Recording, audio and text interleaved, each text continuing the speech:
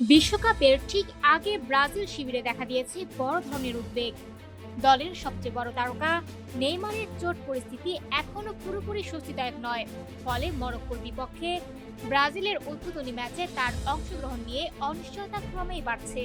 Brazilian football কনফেডারেশনের তথ্য অনুযায়ী বাম পায়ের গ্রেড 2 কাফ মাসল স্ট্রেইনের কারণে বর্তমানে পুনর্বাসন প্রক্রিয়ার মধ্য দিয়ে যাচ্ছেন নেইমার। তার শারীরিক অবস্থার সর্বশেষ মূল্যায়নের জন্য আগামী ৮ জুন এমআরআই স্ক্যান করা হবে।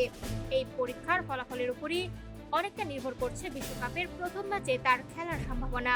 এদিকে চোটের কারণে যুক্তরাষ্ট্রের ক্লিভল্যান্ডে মিশরের বিপক্ষে ব্রাজিলের প্রস্তুতি ম্যাচেও মাঠে নামতে পারবেন না এই তারকা ফরোয়ার্ড।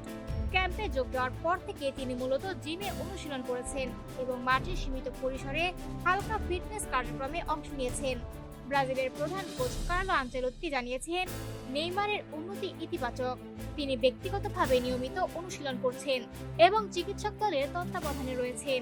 সবকিছু পরিকল্পনা অনুযায়ী এগোলে আগামী সপ্তাহে তিনি দলের সঙ্গে পূর্ণাঙ্গ অনুশীলনে ফিরতে পারেন বলেও আশাবাদ ব্যক্ত করেছেন এই ইটালিয়ান কোচ।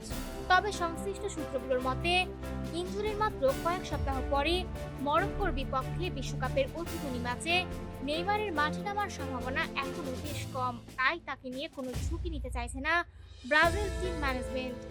উল্লেখ্য, এটি হতে পারে নেইমারের ক্যারিয়ারের চতুর্থ বিশ্বকাপ। 2014, 2018 এবং 2022 বিশ্বকাপে অংশ নিয়ে তিনি করেছেন মোট 8টি গোল। পাশাপাশি ব্রাজিল জাতীয় দলের ইতিহাসে সর্বোচ্চ গোলদাতার রেকর্ডও তার দখলে।